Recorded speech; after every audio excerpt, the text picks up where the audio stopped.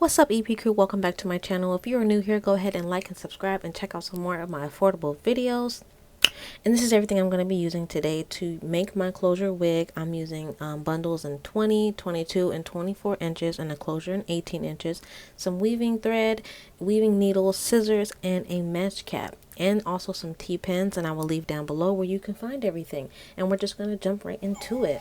I like to start with the closure. I don't like to put the closure straight across the cap band. I do kind of like to put it in a diagonal motion. So when especially when I'm doing a deep part, when I'm doing my baby hairs and by my ear, it looks all natural. It looks like a frontal or whatever. This part is very important. You do want your closure to lay flat. So this part is the most time consuming. I just like to be very neat and where I want to place it. And then when I finally decide where I want to place it, I take my T-pins and stick 2 in the front and then 1 in the back, laying it really flat. Something else I also wanted to mention is that I do like to pull the closure down a little bit past the cap. It just gives it like a really frontal look when I decide to cut it. And when I'm finished with that, I like to wet the closure and then braid it up to get it out of the way. It makes the stitching process so much easier. I like to start through the cap first and then through the closure because it leaves that ending knot not right on top of the closure when you cut it. I like to stitch really close together. It makes it lay really flat. I don't do any special knotting or anything like that. I do like to stitch into the middle of the closure. I stop and then I knot it, and then I start on the other side with a fresh piece of thread. I don't connect them.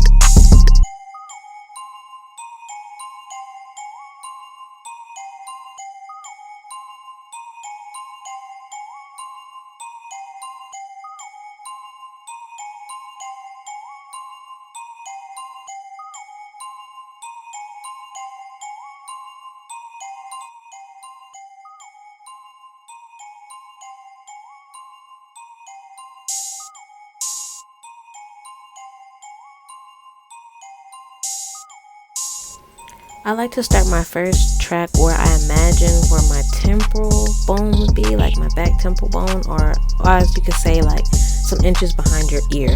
I like to start my first track there. I don't like to sew all the way through the elastic band that's attached to the cap. I just sew to the mesh that's attached to it, if that makes sense. I don't know if you can clearly see what I'm doing, but if you continue to sew through the cap, it will shrink the cap and your wig just won't be stretchy. It'll just be very tight. When I am starting a track, I like to sew through the weft and then knot it, and then sew through the weft again and then knot it again.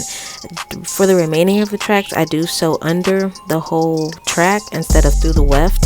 To me, it just makes it easier because I am doubling my tracks, and it's just really hard to get the needle through both of them, and it's just really time consuming and it hurts your fingers.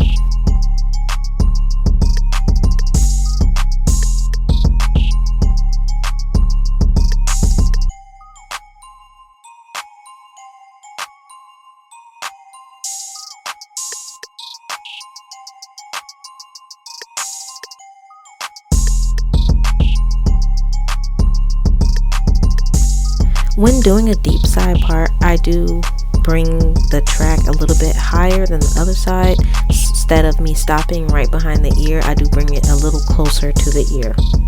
I am using the fold over method instead of cutting my tracks for my own preferences. I'm going to be using the T-pins to hold the track up just so I can see like where I want to stitch, and it just keeps it from you constantly have to pull the track up, and it just makes your stitching neater. Fold over method is pretty simple. I stick the thread through the first weft, and then I stick it to the second weft, and then I sew it and then knot it, and then I do it twice, just like how when I'm starting a track. This is pretty much a continuous process, so I'm just going to dip and dabble back in to where I feel like I need to explain something.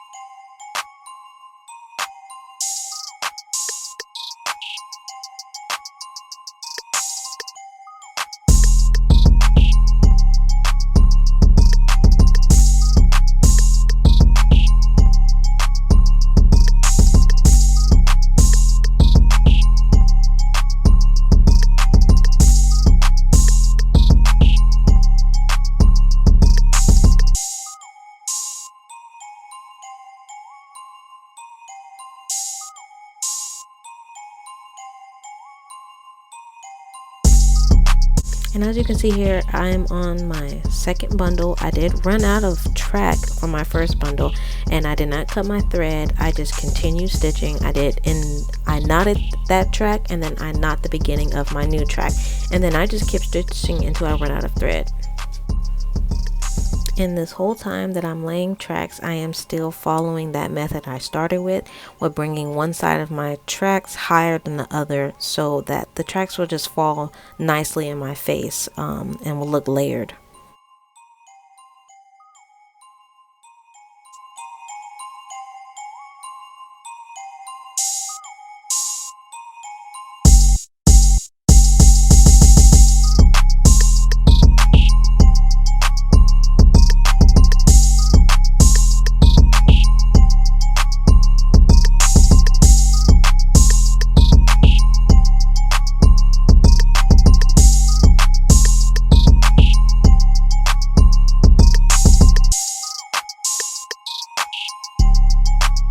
And we are getting closer to the closure, and this is what I like to do. I don't like it really bulked up behind my ear like that, so I just start to lay the tracks a little bit behind where I want it to close up. I do leave that space for when I'm finished, and I want all my tracks to be covered.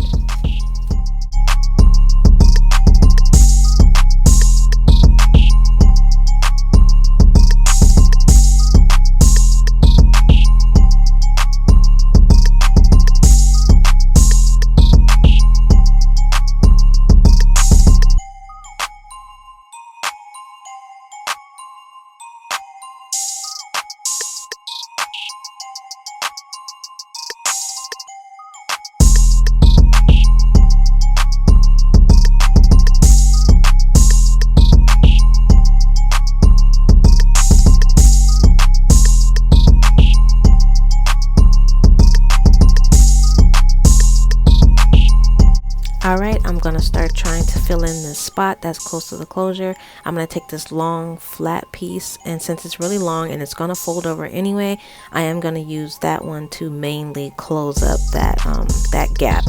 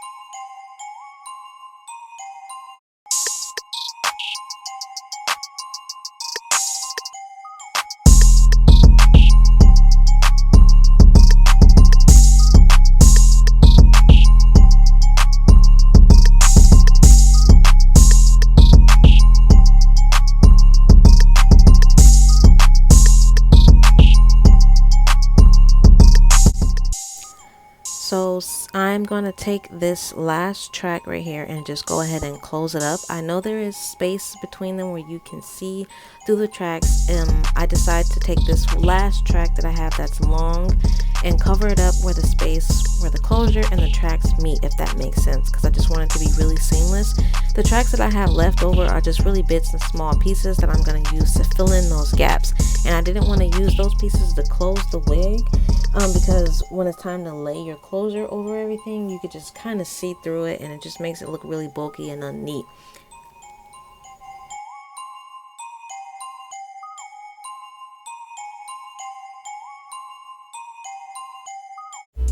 Alright, after we're done constructing her, I'm going to cut out the piece of the mesh cap where the lace is. And then I like to make it look natural, since I don't bleach my knots, I like to spray some spritz or hairspray, spread it out, let it dry, let it kind of touch the knots, and then I like to put my powder foundation just so it sticks and that it's, you know, it stays and it kind of gets through the lace and touches the knots. And then it also gets makeup on the knots so it looks like they're bleached.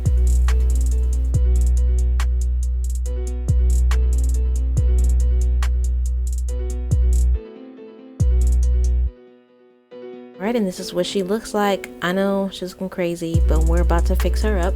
I'm about to part her and pluck her apart and make my edges and baby hairs. The closure did say that it came pre-plucked, but it's still pretty thick. So I'm just going to thin it out in the hairline area just so it looks kind of frontal-ish, you know, and then make me some baby hairs.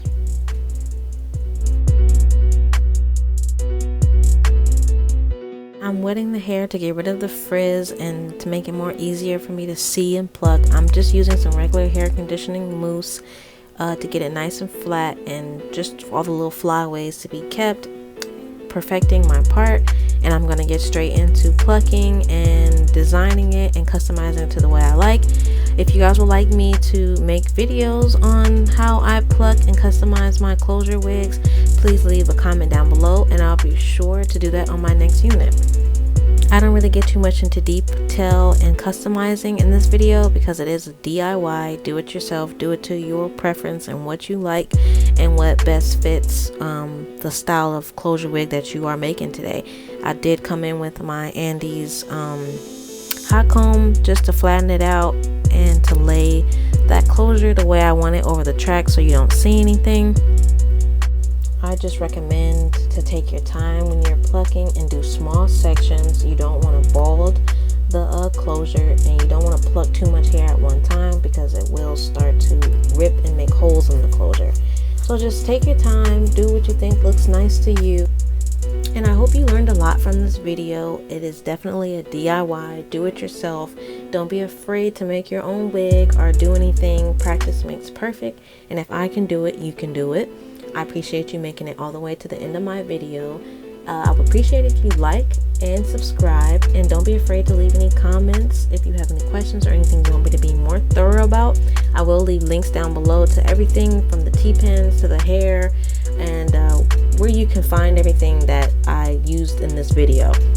So do stay tuned for my next videos. I will be doing a hair review on this hair and everything I like and I don't like about it, and I will be doing a installment video, basically me installing the unit and how I customize the baby hairs and all of that sorts. Do watch to the end of this video so you can see my ending results and what the wig looks like finished. I do want to give a big shout out to my subscribers. I have made 450 subscribers. You guys have been rocking with me through the beginning. I appreciate everyone's support, and just stay tuned, you guys. I'm going to have so much more to show you guys in EPTV. Love y'all.